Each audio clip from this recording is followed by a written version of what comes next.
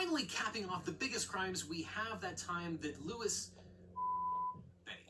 Yeah, you heard me. Lewis puts on a Darth Vader mask, impersonates Stan, and has sex with Stan's girlfriend, Betty. Now, sex through deception but is not always punishable as a crime depending on how the jurisdiction defines consent. By fraud was first recognized in American criminal law in 1865 in Michigan in the People versus Crosswell. There, the Michigan Supreme Court upheld the defendant's conviction for by fraud and stated, quote, "The outrage upon the woman is just as great in these cases as if actual force had been employed." That's because the women didn't consent to sex with that particular man, which is the same situation we have here. I gotta make a video.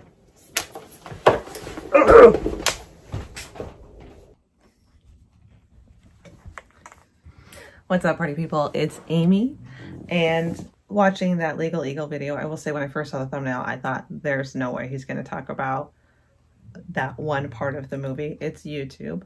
So I was actually surprised that he did. I thought maybe it would be like, there are additional charges in this video on this other platform.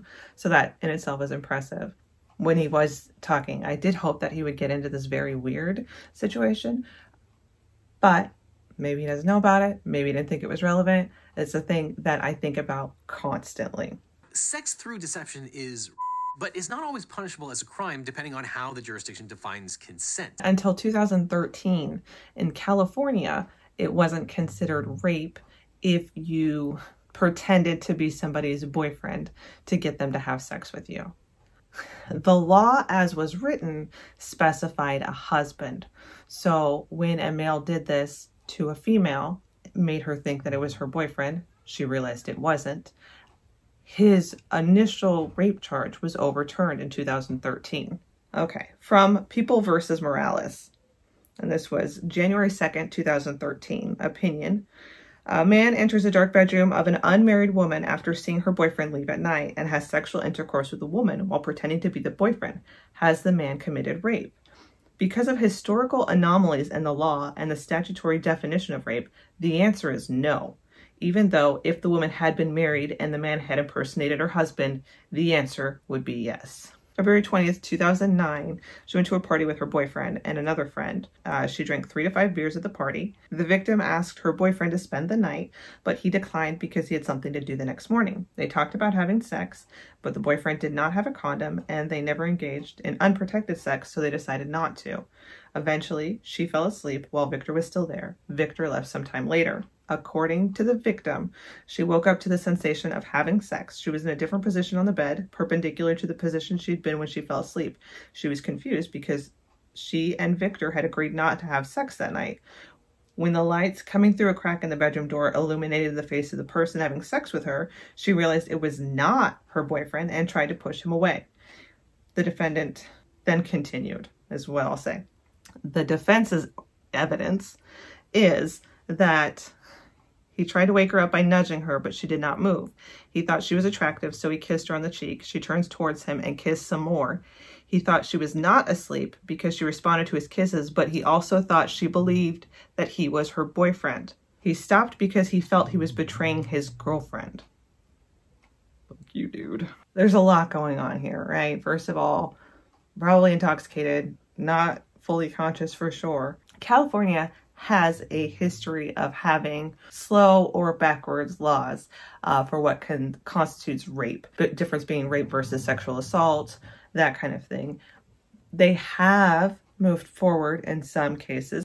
In 2011, a bill was introduced to expand the rape law to include perpetrators who pose as live-in boyfriends or girlfriends and dupe the victims into having sex. This article says it was approved by the Assembly but stalled in the Senate because of its policy to hold any legislation that could add to the state's prison overcrowding problem.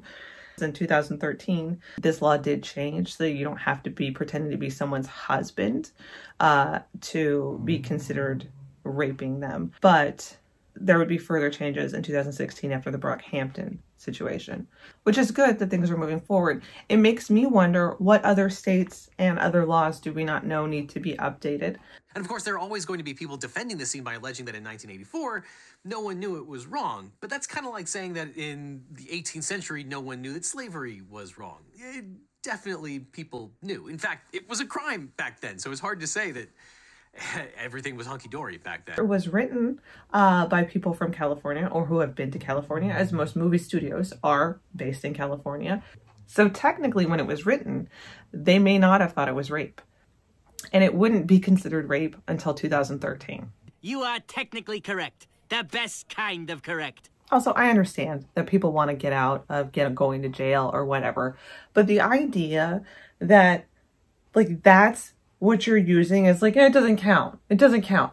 She didn't think I was her husband. She's not even married. Are you stupid? She thought I was her boyfriend. It doesn't count. Mind blowing. And I mean, I get it. You want to be a good lawyer for your client. You should advocate for your client.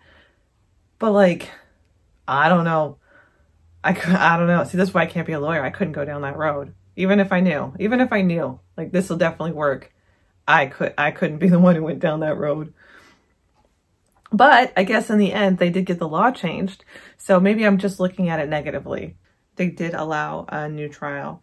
And in 2014, he was sentenced to prison. It's interesting. We think of like all these weird laws, you know, but we don't think about the weird laws that surround actual things that we consider criminal and how lacking things can be. I do think that, you know, some of the information that we've gotten and even in the last 5 years, you know, has really helped shape things to be better. And we look at those 80s movies. I know that's my era of movies to watch for the most part. And I cringe and I get uncomfortable. I squirm sometimes that like, I can't believe that like we thought this was cool bro fun, but we did. And maybe now we understand why it didn't seem that weird because it wasn't illegal. Ugh. Anyway, I know that's kind of a weird thing. Not really the kind of stuff I go into. I do have a crime video I'm trying to work out just for something that's like completely fascinating to me. And it's also dark. So maybe this will be the kind of thing I go into, but not a lot. I still have other stuff that's not anywhere near this. Anyway, I just thought it was interesting. It is absolutely 100% horrifying. So what a great way to start October. Maybe look into your state laws and see what you got going on.